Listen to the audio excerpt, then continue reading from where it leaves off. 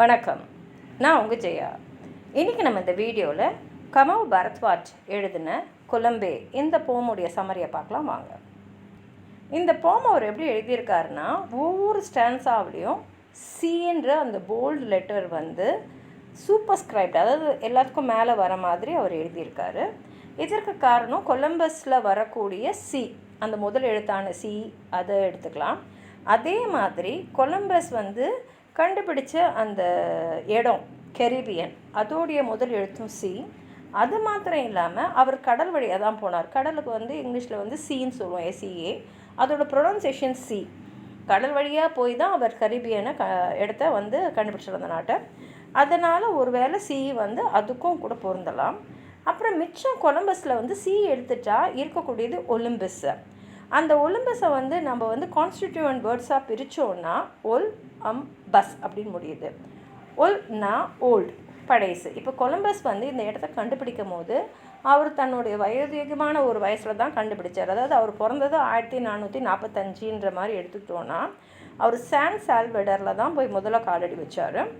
அந்த இடத்துக்கு அவர் போகும்போது 1492. அப்போ அவரோட வயசு வந்து அவர் வயோதிகத்தில் தான் இருந்தார். ரெண்டாவது அம்முன்றது ப்ரோனான ஹிம் அப்படின்ற மாதிரி எடுத்துக்கலாம். பஸ்ஸுன்றதும் ப்ளஸ், அதாவது வந்து திடீர்னு விழக்கூடிய ஒரு அடியோ ஒரு வெட்டோ ஒரு காயமோ ஏதோ ஒன்று ப்ளஸ்ஸுன்னுவோம். ஸோ அந்த பஸ்ஸோட ஷார்ட் அண்ட் ஃபார்மாக நம்ம எடுத்துக்கலாம்.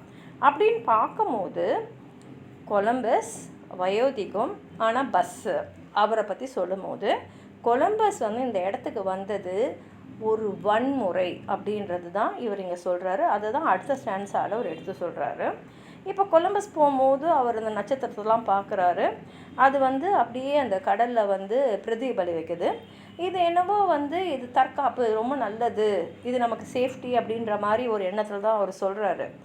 அதே சமயத்தில் அவர் எந்த இடத்த தேடி வந்தாரோ அது இன்னும் கொஞ்சம் தூரத்தில் தான் இருக்குதுன்ற உணர்வும் அவருக்கு வந்துடுது. இப்போ இந்த கவிதையை வந்து அந்த நாட்டில் இருக்கக்கூடிய ஒரு பழங்குடியினர் வந்து சொல்கிற மாதிரி தான் அமைச்சிருக்காரு. இப்போ என்ன ஆயிடுதுன்னா, இவர் இந்த கவிதை எழுதும் போதே ஒருத்தரை பற்றியும் அவரை சார்ந்தவங்களை பற்றியும் வர மாதிரி மையனும் வருது, ஆறுனும் வருது. இது மூலமாகவே வந்து அந்த நாட்டில் இருந்தவங்களை வந்து இவங்க எந்த பாடுபடுத்தியிருக்காங்க, எவ்வளோ கஷ்டப்படுத்தியிருக்காங்கன்னு நமக்கு புரியுது.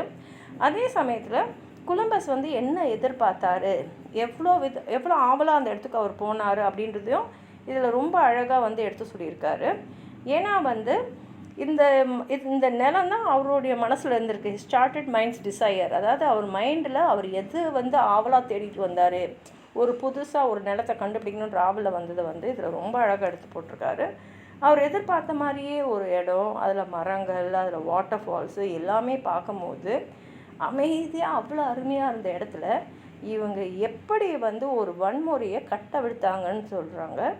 ஏன்னா நுழைஞ்ச உடனே அவர் கூட வந்து எல்லா வீரர்களும் அங்கே இருந்தக்கூடிய அந்த காலங்காலமாக 6000 வருஷங்களாக வாழ்ந்த மக்களை எப்படி வந்து அவங்க எடுத்துன்னு வந்த போர்க்கருவிகள் மூலமாக, அதாவது பைக் அண்ட் மஸ்கெட்னா துப்பாக்கி, அது மூலமாக வந்து அவங்க எப்படி அவங்கள தாக்குனாங்க அப்படின்றது சொல்கிறாரு. இந்த பைக் அண்ட் மஸ்கெட்டுன்றது வெஸ்டர்ன் கல்ச்சர், இங்கிலீஷ் பீப்புள்கிட்ட இருந்தது தான். அது மூலமாக அவங்க வந்து எந்த மாதிரி வந்து கொடுமையை இவங்க மேலே வந்து கட்டவிழ்த்தாங்க அப்படின்றது தான் இதில் அவர் சொல்கிறாரு. கொலம்பஸ்க்கு வந்து நீண்ட காலமாகவே ஒரு நிலத்தை வந்து நம்ம கண்டுபிடிக்கணும், அது இருக்குது அப்படின்ற ஒரு எண்ணம் அவர் மனசில் இருந்தது. அவரால் வந்து சில குரல்லாம் கேட்க முடிஞ்சுது. அந்த குரல் வந்து அந்த மரங்கள்லேருந்து வந்தது. அது அவரோட வாழ்க்கையே வந்து ஒரு மார்க் பண்ணுற மாதிரி தான் அவருக்கு அமைஞ்சிருக்கு. அவர் இருட்டில் எதையோ ஒன்று தேடுறாரு. இருட்டில் தான் வந்து அந்த பயணத்தையும் அவர் மேற்கொண்டிருக்காரு. ஒருவேளை வந்து தனக்குள்ளே இருக்கிற இருட்டை, அந்த நெகட்டிவிட்டிஸை வந்து அவர் எடுத்துடணும்னு நினச்சாரோ என்னவோ தெரியல, ஆனால் அதில் அவர் தோத்துட்டாரு அப்படின்னு சொல்கிறாரு. அதே சமயத்தில் இந்த நண்டுங்கள்லாம் வந்து எப்படி அதுங்களுடைய கொடுக்கால வந்து மற்றவங்கள வந்து அப்படியே வெட்டி தள்ளுவாங்களோ அந்த மாதிரி தான் அவங்க வரும்போது மனிதருக்கு உள்ளே இருக்கக்கூடிய அந்த கொடிய குணத்தை வந்து அப்படியே வந்து எல்லாரும் பார்க்குற மாதிரி அவங்க வந்து கட்டவிழ்த்தாங்க அப்படின்னு சொல்லி இதில் வந்து அந்த ஹியூமன் நேச்சர் எப்படி இருந்ததுன்னு சொல்லி தான் இந்த கவிதையை அவர் முடிச்சிருக்காரு. வாங்க கவிதையை படித்து பார்க்கலாம். Columbus from his after deck watched stars absorbed in water melt in liquid amber drifting through my summer air. Now with morning shadows lifting, beaches stretched before him cold and clear. அதாவது வந்து நட்சத்திரங்கள்லாம் வந்து தண்ணியில் வந்து பிரதிபலிக்கிறது பார்த்துட்டே வந்து Columbus அப்படியே எங்கள் நாட்டுக்குள்ளே வரும்போது எங்கள் நாட்டுடைய இந்த குளிர்ந்த தெளிவான காற்று வந்து அவர் மேலே வீசுச்சு. Birds circled a flapping flag and mizzen mast. Birds harshly hawking without fear. Discovery he sailed for was so near. பறவைகள்லாம் வந்து எந்த விதமான பயமும் இல்லாமல் அப்படியே சுற்றி திரிந்து, அதான் இங்கே பறவைகள்ன்றது அந்த நாட்டு மக்களை கூட இருக்கலாம். அத்தனை நாள் வரைக்கும் பயம்ன்றதே எதுவுமே தெரியாமல் சந்தோஷமாக வாழ்ந்த மக்கள். அந்த மாதிரி மக்கள் வாழ்ந்த இடத்துக்கு தான் இப்போ வந்து கொலம்பஸ் டிஸ்கவரின்ற பேரில் தேடின்னு வந்திருக்காரு. Columbus from his after deck watched heights he hoped for, rocks he dreamed rise solid from my simple water. அவர் எப்படி ஒரு நிலத்தை வந்து கற்பனை பண்ணி இருந்தாரோ, அப்படியே பாறைகள்லாம் நிறைஞ்சி பறந்து விரிஞ்ச ஒரு நாட்டை எப்படி எதிர்பார்த்துன்னு வந்தாரோ, அந்த இடம் எங்களுடைய ரொம்ப சிம்பிளான அந்த வாட்டர்லேருந்து தான் எழுந்திருக்கு. அதாவது கடலுக்கு நடுவில் எங்கள் நாடு இருந்திருக்கு. Parrots screamed, soon he would touch our land, his charted mind's desire. The blue sky blessed the morning with its fire. அதாவது அங்கே இருந்த கிளிகள்லாம் வந்து அலறுனாங்க, இன்னும் கொஞ்ச நேரத்தில் அவர் நம்ம நாட்டை வந்து தொட்டுடுவாருன்னு. ஏன்னா இதுதான் அவருடைய மனசில் இருந்த ஒரு ஆசை. அதே சமயத்தில் தெளிவாக இருந்த வானம் வந்து அதோட நெருப்போடு எங்களை வந்து ஆசீர்வதிச்சுது. But did his vision fashion as he watched the show, the slaughter that his soldiers furthered here. அவர் ஒரு நாள் நின்று பார்த்துக்கிட்டு இருந்தாரா அவருடைய வீரர்கள்லாம் இறங்கி வந்து எங்களெல்லாம் அப்படியே வெட்டி வீழ்த்தினதை. Pike point and musket butt hot splintered courage. அவங்க பாட்டுக்கு வந்தாங்க, வந்து அவங்களுடைய கருவிகளால் போர் கருவிகளால் எங்களெல்லாம் வந்து தாக்குனாங்க. Bones cracked with bullet shot tipped black boot in my belly. அதாவது அவங்களுடைய துப்பாக்கியோட வந்த குண்டுகள்லாம் வந்து என் எலும்புகள்லாம் உடைச்சிது.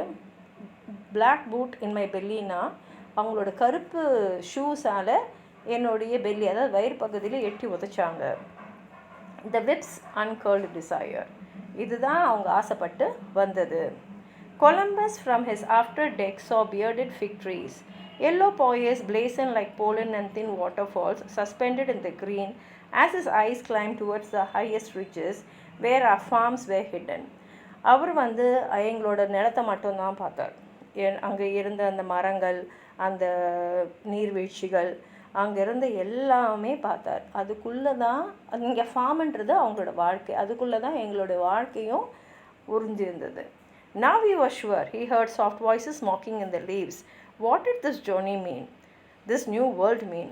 இப்போ அவருக்கு புரிஞ்சிடுச்சு. ஏன்னா அந்த மரத்தில் இருந்த இலைகள்லேருந்து அவருக்கு சில குரல்லாம் கேட்டுது. இந்த பயணத்தோட அர்த்தம் என்ன, இந்த புதுசாக கண்டுபிடிக்கப்பட்ட இடத்தோடைய அர்த்தம் என்ன. Discovery or a return to terrors he had sailed from known before. இது வந்து டிஸ்கவரியா இல்லை அந்த டெரரிஸ்க்கு திரும்பி நம்ம போகிறோமா? ஏன்னா அவர் வந்த இடம் அந்த மாதிரி தான், அங்கே எப்போதுமே போர் தான், அங்கே எப்போ பார்த்தாலும் கலவரம் தான். அது ரொம்ப தெரிஞ்ச விஷயம் அங்கே என்ன நடந்துகிட்டு இருந்ததுன்னு. ஏன்னா காலங்காலமாக அங்கே வெறும் போர் தான் நடந்துகிட்டு இருந்தது.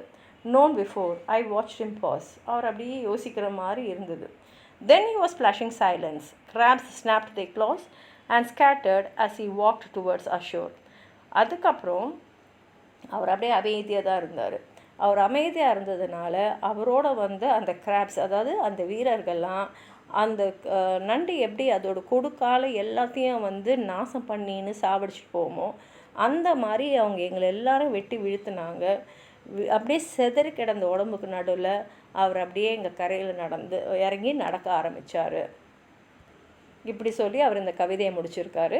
உங்களுக்கு எதாவது சொல்லணும்னு நினச்சிங்கன்னா கீழே இருக்கிற கமெண்ட் பாக்ஸில் எழுதுங்க. இந்த வீடியோவை லைக் பண்ணுங்கள், உங்கள் ஃப்ரெண்ட்ஸோடு ஷேர் பண்ணுங்கள். சப்ஸ்கிரைப் பண்ணாதவங்களாம் ப்ளீஸ் சப்ஸ்கிரைப் பண்ணி சப்போர்ட் பண்ணுங்கள். நன்றி.